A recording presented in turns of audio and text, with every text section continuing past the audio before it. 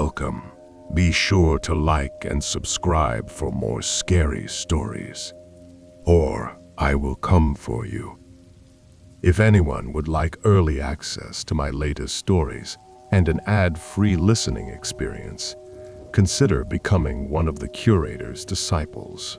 The link is in the description below. Without further ado, today's story, The Man in the Drain, by the Curator. I don't remember the exact moment everything started to go wrong, but I know it was sometime that summer, the one where the air always felt too still and the nights were always too quiet. That was the year I started sleeping with the bathroom light on, the year I stopped trusting the sound of water, because sometimes it wasn't just water. Sometimes it was him. My name's Lucas, and back then I was 14, the kind of kid who mostly kept to himself. I wasn't weird, exactly, but I was quiet. I liked to draw, mostly horror stuff. Monsters with too many joints, twisted smiles, long limbs that bent the wrong way. I used to think I was just creative. Now, I think maybe something was already starting to seep in back then. Something darker, something waiting. After my dad died, I started spending more time in my room. It wasn't even on purpose. It just happened. He died in a car accident, late one night, on his way back from work. They said it was raining, and the tires hydroplaned. He hit a tree and never made it to the hospital. I was 12. I remember sitting at the kitchen table when the phone rang. My mom answered, and everything about her just collapsed. I heard a sound come out of her mouth that didn't sound human. It was like all the air had been sucked out of the room. After that, it felt like the house got quieter by the day. My mom worked more shifts at the hospital, sometimes overnight. She looked like she was trying to hold it together, but most days, she came home with that dead-eyed stare people get when they're running on fumes and denial. My sister Marcy, who was 17 at the time, turned into someone I barely recognized. She stopped hanging around the house and started spending her nights out with older guys, lying about where she was going and wearing clothes she'd never worn before. Sometimes she'd come home crying. Sometimes she didn't come home at all. So I stayed in. I'd sit at my desk under the window with a cheap sketch pad and a black felt pen and just draw. It was the only thing that made sense anymore. Drawing let me control something. The lines on the page listened to me. The creatures I created couldn't leave or die or vanish unless I let them. It was safe, or at least it felt like it was. I only really talked to 3 people: Ty, Jaden, and Rhett. Ty was the tough one, always acting like he had something to prove. He was the kind of kid who laughed too loud, punched too hard during play fights, and dared everyone to do stupid things just to see if they'd go through with it. Jaden was his opposite. Smart, quiet, always reading or looking things up on his phone. He had this weird way of knowing things you didn't think he should know. And Rhett was, well, Rhett. He was funny without trying, always smiling, always messing around. He could make a joke out of anything, even stuff he probably shouldn't.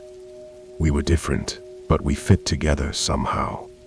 Like 4 corners of a broken compass, all pointing nowhere, but pointing there together. The last week of summer break, everything shifted. That's when Harper showed up. She transferred to our school out of nowhere. One day she was just sitting at our lunch table like she belonged there, and no one questioned it.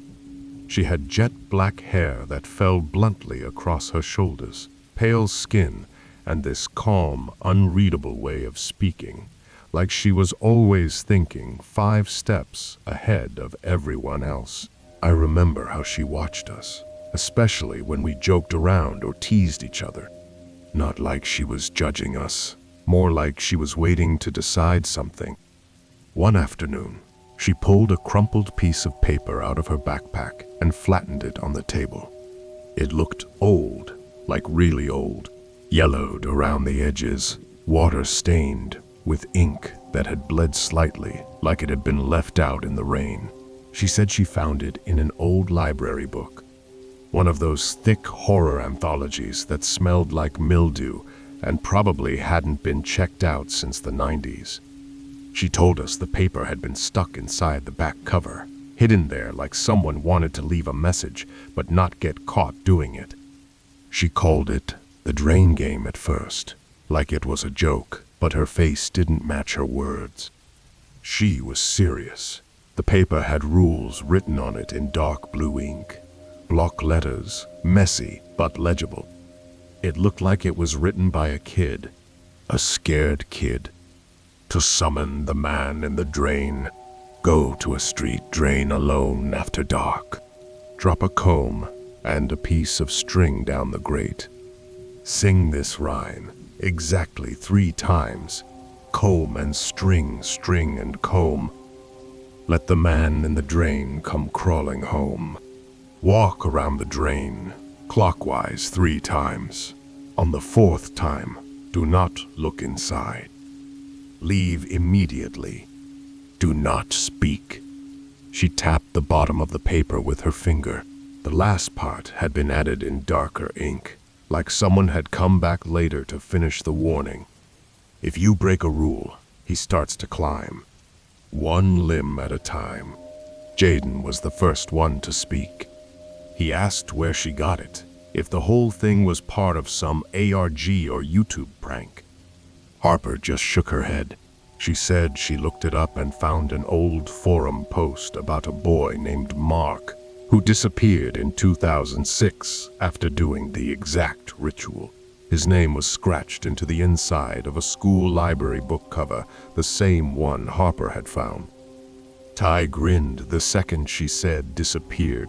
He was already pulling out his phone and talking about filming it.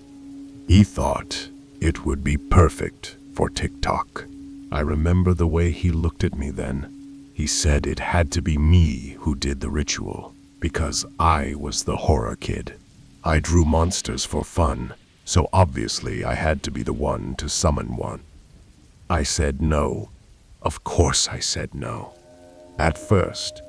But that night, lying in bed, I kept thinking about it. That weird rhyme. The idea of something crawling out of the dark, slowly, like it had all the time in the world. I tried to shake it off, but the curiosity stuck.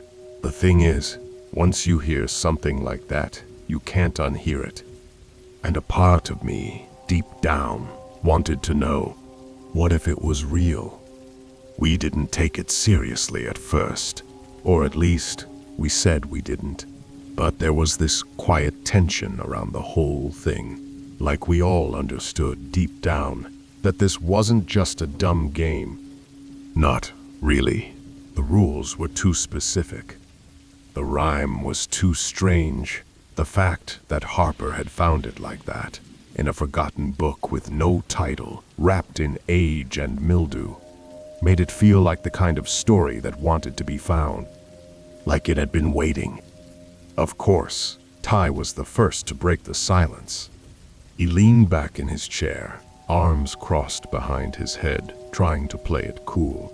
Bet none of you have the balls to actually do it, he said, grinning like he already knew he'd won. Rhett laughed, but there was a little tremor in it. Dude, it's just some urban legend, like Bloody Mary or whatever. Harper raised an eyebrow. Bloody Mary doesn't leave hair in your pipes, she said softly. Jaden looked up from the paper, frowning. What do you mean? Harper didn't answer at first.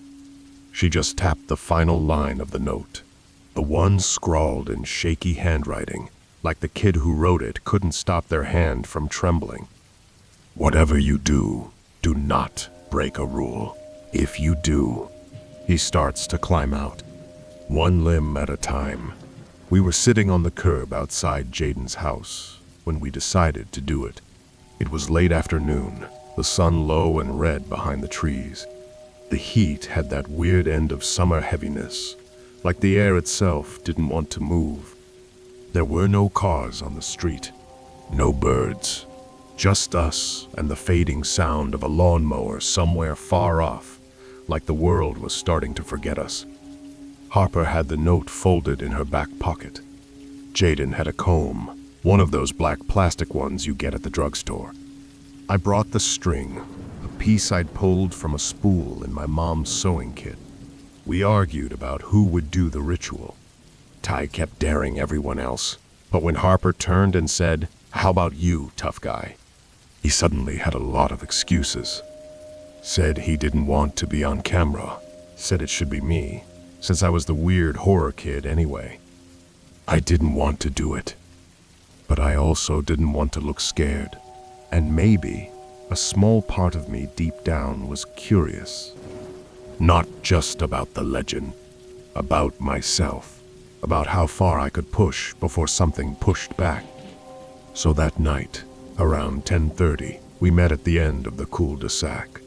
There's a drain there that looks older than the rest of the street, half choked with moss and rusted at the edges, where the grate bends inward like broken teeth. It's at the bottom of a slope, where the sidewalk dips slightly and puddles collect after storms. I'd never paid it much attention before, but standing over it, in the dark, it felt different. Bigger, hungrier. The others hid behind a row of hedges a few feet away, whispering and holding up Jaden's phone to film. I was alone in the middle of the street, crouching in front of the drain with the comb in one hand and the string in the other. My palms were sweaty. I could hear my heart in my ears, thudding like something trying to crawl up my throat. I dropped the comb through the grate first. It landed with a soft splash, barely audible. Then I let the string slip through, watching it fall like a dead worm into the blackness below. It disappeared faster than it should have. I stood up and took a breath. My voice felt weak, but I said the rhyme anyway. Comb and string, string and comb. Let the man in the drain come crawling home. The sound echoed faintly. I said it again, then again. Each time it felt colder, like the air was being siphoned off around me. I took a step back and started walking in slow circles around the drain. 1 lap, 2. I kept my eyes down but away from the grate, counting each step. I could hear my own breathing, the way the gravel shifted under my shoes. The 3rd lap came, and somewhere near the end of it, I heard something. It was small, subtle, a splash. No, a slither. I froze. I didn't mean to look. I swear I didn't mean to look. But something, curiosity, fear, instinct, I don't know. It turned my head before I could stop it. I looked, just for a second. But in that second, I saw something pale shift in the water below. Not a face, not a full shape, just a sliver, a flicker, like a long finger brushing the surface, or maybe a knuckle. Something bone-white and smooth, gliding just beneath the drain water. Gone before my eyes could focus. I snapped my head away and finished the last circle, but my legs felt weak. The darkness around me seemed thicker now. I walked away fast, trying not to run. The others burst out from the hedge, laughing and jostling each other, but even Ty sounded a little off. Jaden looked at me with wide eyes. "Dude," he said, "did you look in the drain?" I hesitated too long. That silence was my answer. Rhett tried to lighten the mood. "So what? You saw, like, a rat? Or maybe a ghost turd?" We all laughed. A little too hard, a little too long. But when we came back the next morning, the comb and string were gone, not even a trace left. Just dry concrete, And that stupid grin on Harper's face that said, "Told you so," even though she never actually said it. I told myself it was a prank, that one of them must have come back late at night and taken the stuff. But in the pit of my stomach, something had already shifted. Something had already started climbing. And I think, in that moment, it smiled. I snapped my head away like I'd touched something burning, heart hammering in my chest. My legs suddenly felt too weak to stand on, like the ground had turned soft under my feet. For a moment, everything was silent except for the buzzing of a nearby streetlight. The trees around the cul-de-sac swayed gently in the wind, but I couldn't hear them anymore. The world had gone quiet in that terrible, pressurized way it sometimes does before something awful happens. But nothing did. No hands reached up. No face appeared. The grate stayed still, unmoving and dark and rusted. And after a long second, I heard Rhett whisper, shouting my name from behind the hedge. "Lucas, you done?" I didn't answer right away. I just nodded, though I don't think they could see me. My throat felt tight and dry, like I'd swallowed dust.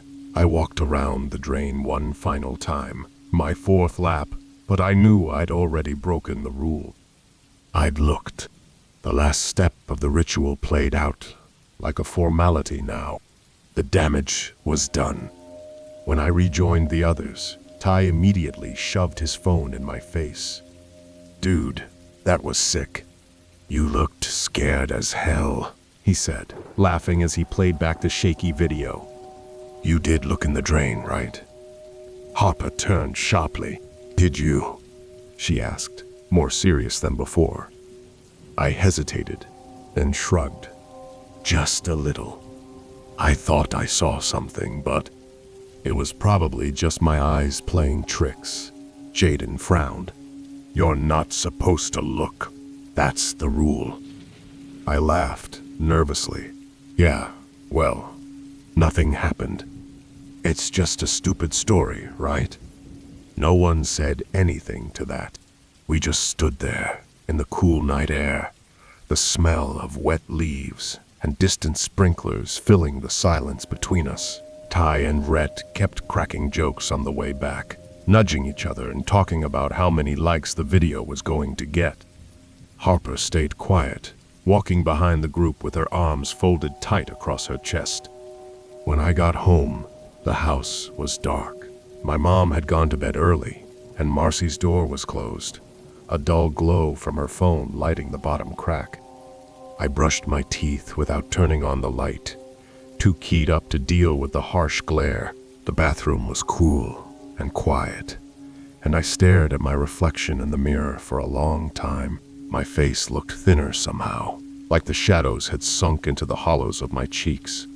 My eyes looked off, not scared, exactly. Not tired, more like I was waiting for something. I didn't sleep much that night. I tossed and turned, my brain still running through the memory of what I'd seen in the drain. It hadn't looked like a leaf or a piece of trash floating. It had moved with intent, like it had seen me first. That's the part that stuck with me. The feeling that, in that split second, it hadn't just been me breaking a rule. It had been something noticing me doing it. Around 3 a.m., I finally dozed off. My dreams were strange and sticky, full of murky water and the sound of something scraping along metal. At one point, I dreamt I was in the shower, and I looked down to see black water bubbling up from the drain around my feet. When I tried to move, something beneath the water reached up and wrapped around my ankle. I woke up with a start, my sheets tangled around my legs like vines. The next morning, I went back to the drain. I don't know why.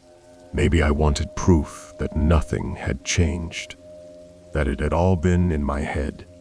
The air was warm already, the sun rising over the trees and washing the street in that golden color that makes everything feel too normal. Birds chirped. A dog barked a few blocks away. The world was alive.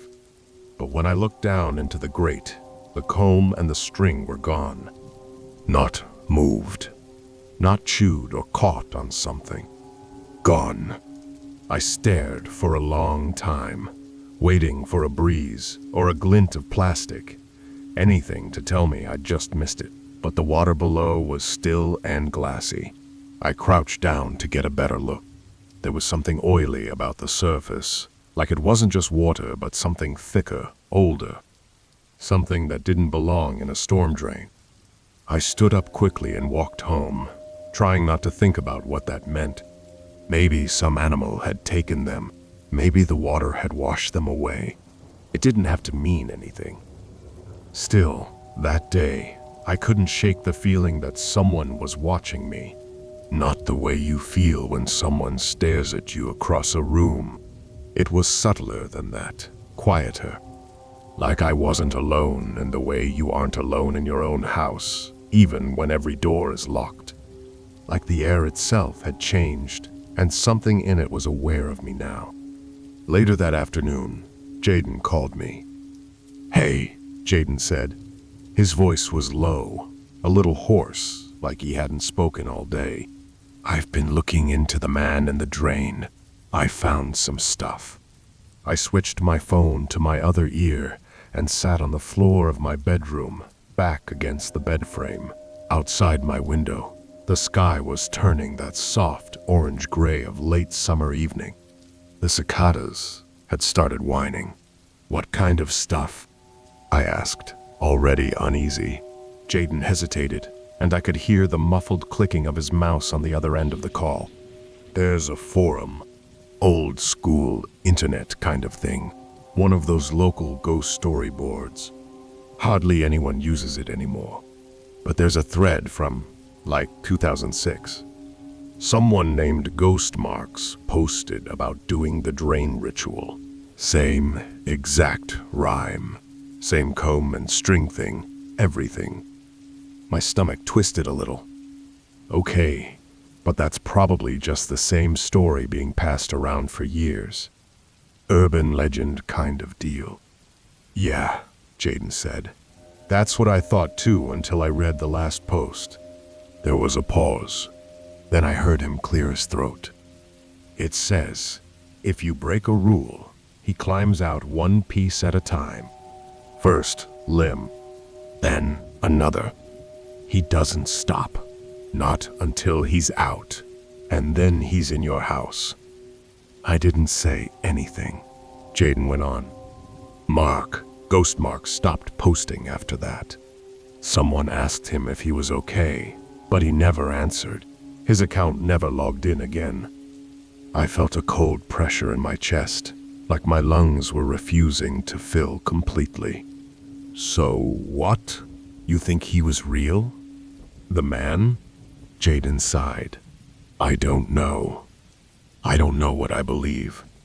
But Lucas, you looked." "I know," I said quietly. That night, the scraping started.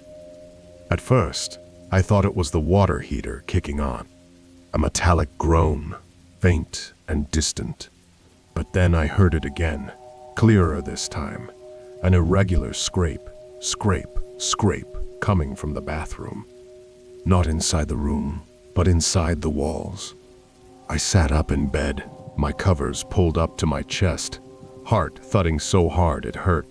My bedroom door was open a crack, and from where I lay, I could just see the faint glow of the bathroom nightlight down the hall. The sound stopped. After a few minutes, I slipped out of bed and padded down the hall in my socks, footsteps silent. I stood outside the bathroom door, staring into the pale blue light. It was empty. Nothing in the sink. Toilet, lid down. Tub curtain half pulled. I exhaled slowly and turned to go back to my room. That's when I heard it. A soft, wet drip. Drip, drip. I turned my head. The sound was coming from the tub drain. I walked over slowly, each step dragging, my body fighting itself. The floor tiles felt too cold. The air in the bathroom smelled wrong, like rust and something slightly sweet, almost like decaying fruit. I bent down to look at the drain. There was hair, not a few strands. A clump, tangled and black, slick with water, coiled like something pulled from the stomach of a dead animal. I didn't touch it. I stood there, staring for a few long seconds, then flushed the toilet just to make noise, to break the silence. I turned on the sink and washed my hands even though I hadn't touched anything. In the mirror, my reflection looked pale and glassy-eyed. But worse than that was the shape of the bathroom behind me. Something looked off. I leaned closer to the mirror. It was the shower curtain. I had left it half pulled open. Now, it was completely closed. I whipped around, heart in my throat, but no one was there. The curtain swayed slightly as if it had been moved just moments before. I grabbed it and yanked it open. Nothing. Just the tub. Just the drain. Just the faintest smear of water along the porcelain, as though something wet had touched it. I didn't sleep the rest of that night. The next day, there was a string under my bed. Not mine. It was old and frayed and wet. When I picked it up, it left a damp imprint on my palm. I dropped it immediately and stared at my hand, then wiped it on my pants like it had burned me. I didn't tell my mom. I didn't tell Marcy, but I told Jaden. He came over after dinner, and we sat on the floor in my room with the door locked. He brought his laptop and showed me the forum thread. The account was real. The posts were real. The last message really did say, he's coming up one limb at a time. What if I only broke one rule? I asked, desperate. I just looked. That's all. Jaden didn't look up from the screen. Then he's climbing. Just one limb. One piece. But he doesn't stop. Lucas. That's the part I keep reading over and over. Once he starts climbing, he doesn't stop. At night, I heard the voice. It was late, after midnight.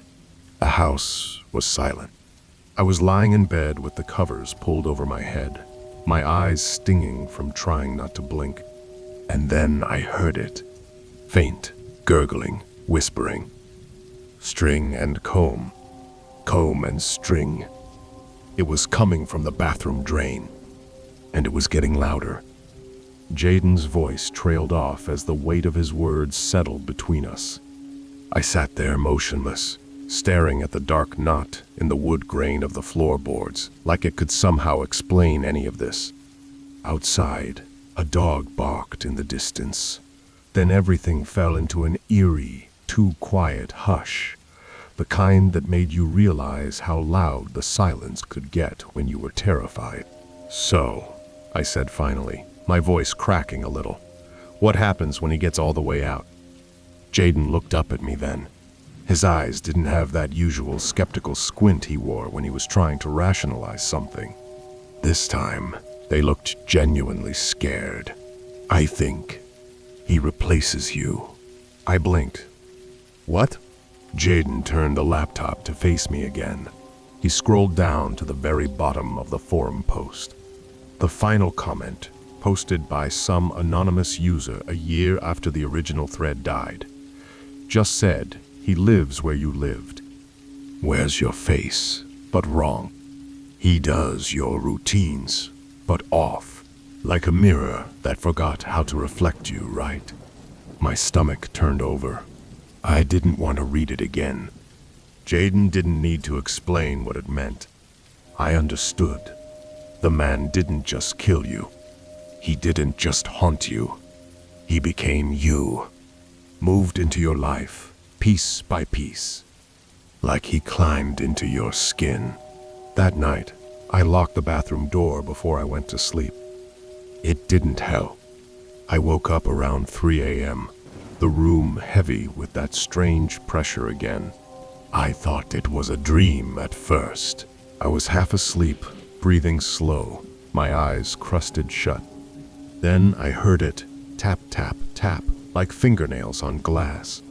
Soft, rhythmic, coming from the mirror in the bathroom. My bladder ached, but I lay still, hoping it would stop. Hoping it was my brain messing with me. Tap, tap, tap, tap. I got up and opened my bedroom door a crack. The hallway was soaked in shadow, just barely lit by the blue nightlight in the bathroom. The mirror on the far wall caught the light at a weird angle, warping everything just enough to make the hallway feel longer than it was. Tap, tap, tap. I walked forward slowly, each step loud on the floorboards. I wasn't even trying to be quiet. I think part of me wanted it, whatever it was, to hear me. If I was going to see it, I wanted it to know I was awake, I was aware, that I wasn't going to pretend it was nothing. I reached the bathroom door and turned on the light. Empty. Except, on the mirror, there was a single wet handprint. It was long, too long. The fingers reached nearly to the top of the glass, and the thumb was bent at an unnatural angle, like a broken doll's limb. The smudge was smeared slightly, dragging downward as if whatever made it had slowly slid its palm down the surface before letting go. I couldn't move. I just stood there, staring, every hair on my arm standing straight up. My brain screamed to run, but my legs were locked. My eyes burned as if I was forgetting to blink. Then I heard the drain. It wasn't loud. Just a low, gurgling inhale, like a deep breath. I turned my head. The water in the toilet bowl was rippling. The sink drain burbled softly. But the tub, God, the tub, was making a noise I'd never heard before, like wet fabric sliding over bone. I turned and ran. The next day, Ty stopped answering his texts. At first, we figured he was just being a jerk. He'd pulled crap like this before, ignored the group chat, vanished for a day or two to get attention. But when he didn't show up at the skate park that evening, and his phone started going straight to voicemail, I knew it was different. At around 9 p.m., a photo popped up in our group chat. It was from Ty's number. No caption, just a blurry, dark photo of a concrete tunnel. At first glance, it was hard to tell what we were even looking at. The image was grainy, washed in gray, like it had been taken through a dirty lens. But once you stared at it, it started to click. The walls were rounded, storm drain. The ground was slick with water. And at the far end of the tunnel, backlit by a distant street lamp, there was a figure. It stood in a slouching way, with one arm impossibly long and crooked. Its head was tilted at a sharp angle, like it hadn't quite learned how to hold it upright. No face, just pale skin stretched too tight, too smooth. Jaden called Ty immediately, straight to voicemail. That's when I realized it wasn't just me. The man in the drain wasn't only coming for the one who did the ritual. He was coming for all of us who saw it happen.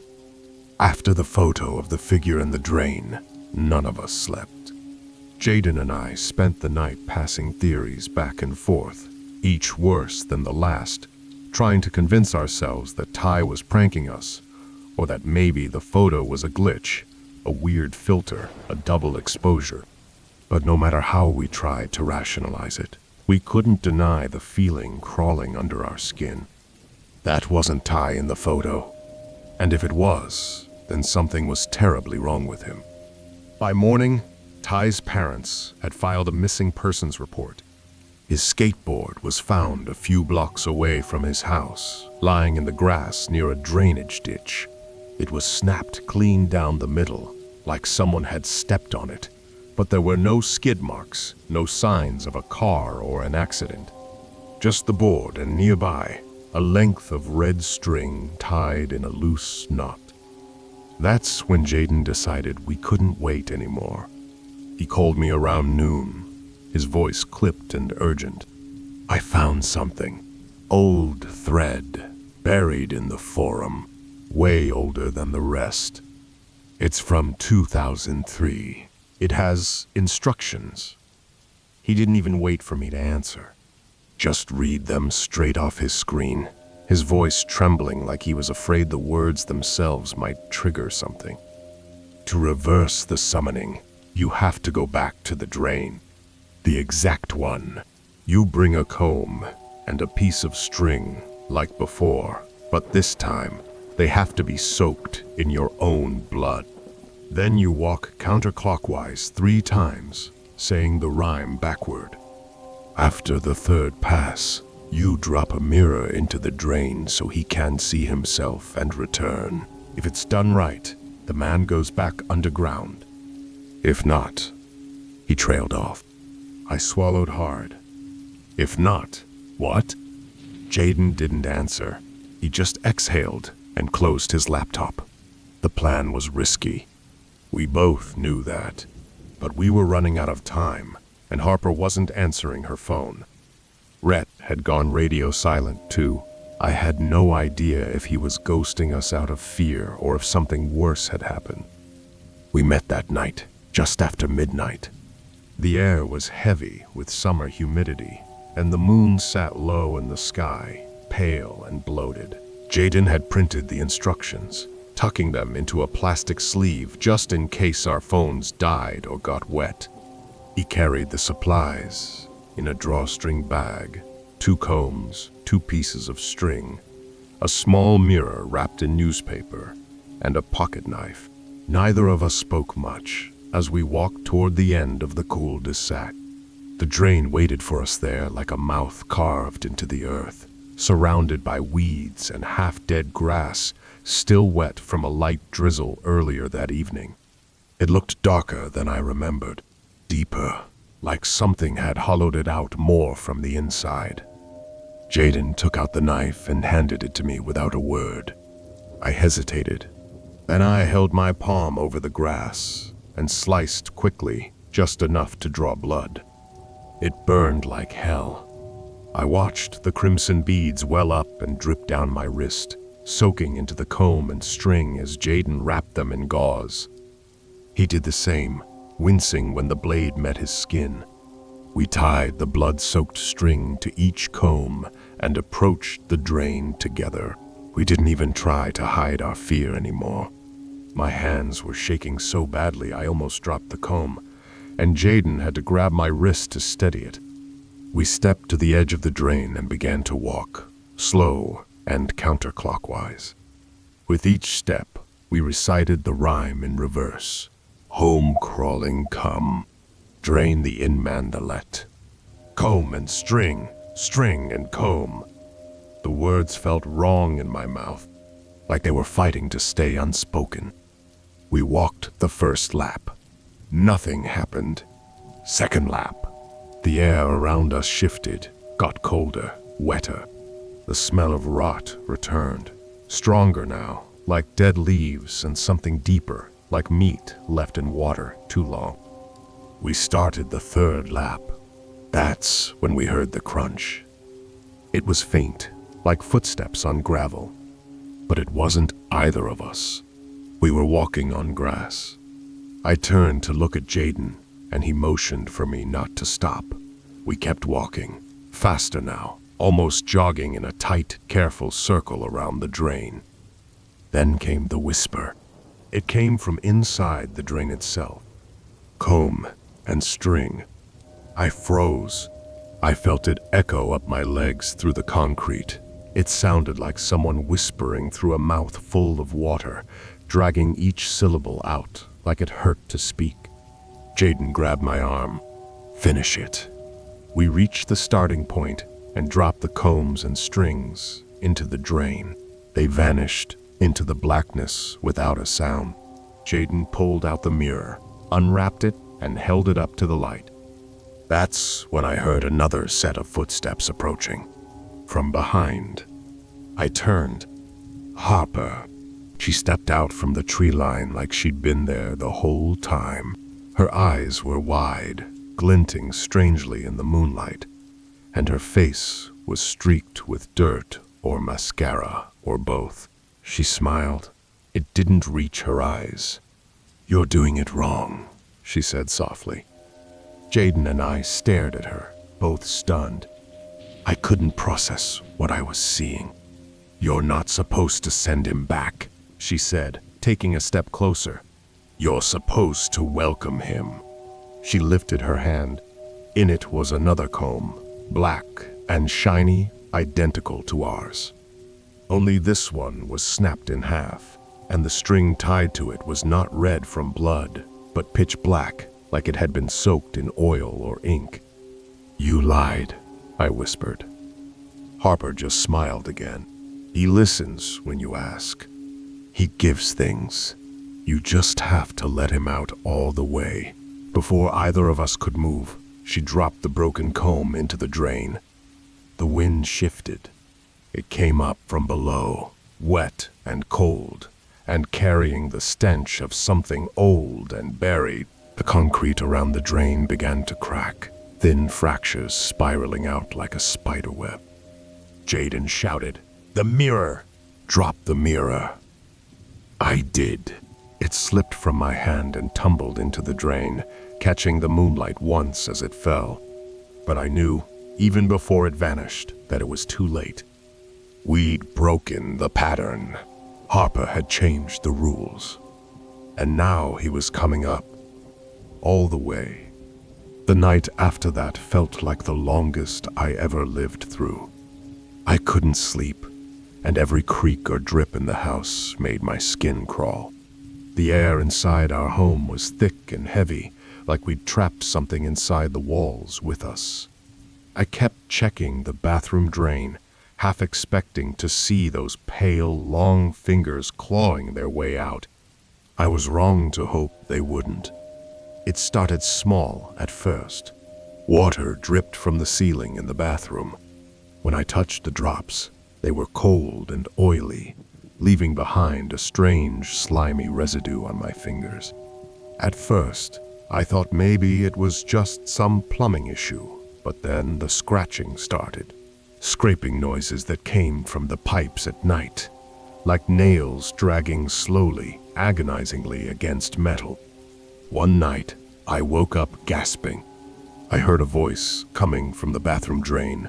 It was so quiet I thought I was dreaming, but it was real. Whispered, rasping words. String and comb, comb and string. I wanted to cover my ears, but found I couldn't move. The voice kept coming, over and over, dripping into my mind, like poison. I stumbled out of bed and ran to the bathroom. The drain cover was loose, water rippling underneath, like something was waiting. I reached down to touch it, and that's when I saw the handprint. It was pale, but wet, pressed from the inside of the mirror, right where I'd left it after brushing my teeth. No fingers, no palm lines, just a rough shape, like something large had slammed itself against the glass from the other side. I pulled back, like the mirror was burning me. The cold pressed on my skin like a warning. Days passed, and the nightmares got worse. Rhett was the next to go. One night, he disappeared. His mom found his bedroom empty, his phone dead on the floor, and the bathtub upstairs filled with water that was red and thick like blood. No sign of Rhett anywhere. Jaden kept researching, but he barely came out of his room anymore. When he did, he looked like he hadn't slept in weeks. One morning, he vanished too. The kitchen was a mess. Drawers torn open, chairs overturned, and the drain pipe in the wall was smashed outwards. Shards of drywall hanging like broken teeth. That's when it hit me. The man wasn't just after me. He was after all of us, the ones who had seen him, who had watched the ritual, who had broken the rules. I tried to run, packed a bag, left a note for my mom, but the house felt alive, like it was breathing. Every drain in the house, shower, toilet, sink, basement floor, started dripping, echoing with that same terrible whisper. I fled to the basement, the place where it had started, desperate for some kind of safety. The darkness down there was thick and choking. As I reached the floor drain, I froze. Harper was there. She was sitting on the cold concrete, her eyes wide and shining like she'd been waiting.